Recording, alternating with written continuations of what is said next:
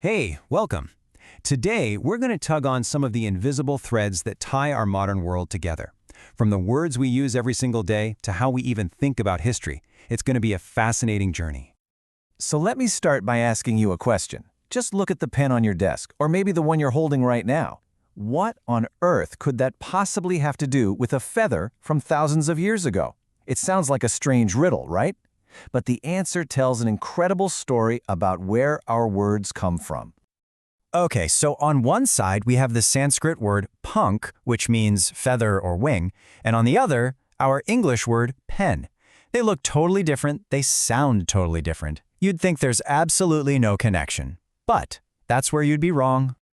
All right, let's solve this mystery. We're about to follow a hidden trail back through time, connecting that ancient feather to the pen you use today. So the link isn't a straight line. It's more like a family tree. Both the Sanskrit punk and the Latin word penna, which also meant feather, they both grew from the same ancient root. It's a Proto-Indo-European root, pak, and it meant to attach or to fasten. Makes sense, right? A feather is attached to a bird. From that Latin penna, we got our first pens, which of course were writing quills made from feathers. So both punk and pen trace their ancestry back to that one single idea. Now, I just mentioned Proto-Indo-European, or PIE for short. What is that? Well, you can't go find a book written in PIE. It's a prehistoric language that linguists have pieced together, kind of like detectives, by finding all the similarities in its descendants. Languages like Latin, Sanskrit, Greek, and, yep, English. Think of it as the great-great-grandparent to a massive family of languages spoken all over the world. And that brings us to a really critical idea. Our word pen does not come from the Sanskrit pank. That's not how it works. Instead, they're what we call cognates. The best way to think about it is that they're linguistic cousins. They both share that same distant ancestor, but they didn't descend from each other.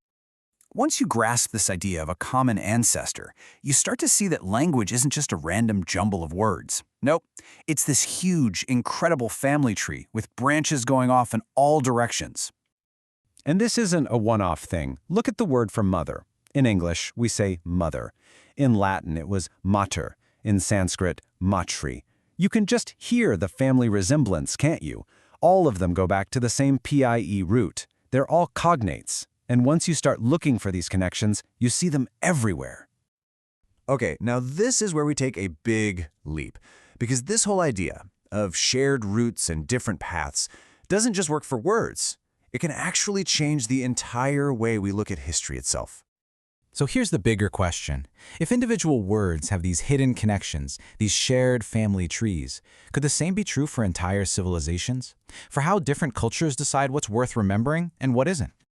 And that brings us to this really fascinating idea, a way to compare two totally different approaches to making history last. Let's call them the way of stone versus the way of story. This quote just nails it. It's the perfect way to sum up the difference. Some cultures tie their memory to physical things, to objects, while other cultures embed their memory in living traditions and stories. One isn't better than the other. They're just fundamentally different ways of seeing the world. Let's break that down. Think about ancient Egypt. Their entire civilization was obsessed with one question. How do we preserve the physical body forever? And their answer? Stone.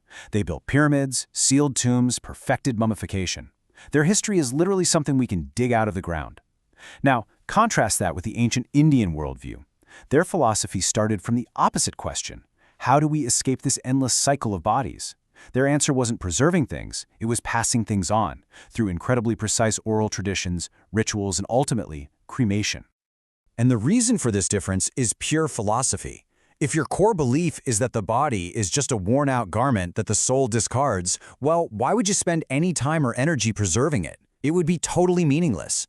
Building giant tombs to last for eons would go against the very grain of your philosophy. And this is where it all connects to today. When archaeologists go looking for giant stone palaces or royal tombs in India from the time of its great epics and they don't find them, some might say, see, the stories aren't true. But they're applying a stone mindset to a story culture. They're basically looking for pyramids in a place that never valued building them. They're asking the wrong question entirely. All of this really pushes us to look at the past through a brand new lens. It's a lens that understands that history isn't just written in stone. It can be alive, breathing in the memory and traditions of people. So let's just quickly recap the big ideas here. First, we saw that words like pen and pank are cousins, cognates, not parent and child. Then, we took that same logic and saw that a lack of giant stone artifacts doesn't mean a lack of history. It could just point to a different philosophy. A culture's deepest beliefs literally shape the fingerprints it leaves on the world. Evidence of the past isn't always dead stone you dig up. Sometimes it's living memory that's been passed down. And that leaves us with one final thought to chew on. We've just untangled one thread connecting a simple word, a pen, all the way to a civilization's entire worldview. It just makes you wonder, what other invisible threads are woven into our lives, connecting us to a past we don't even know is there?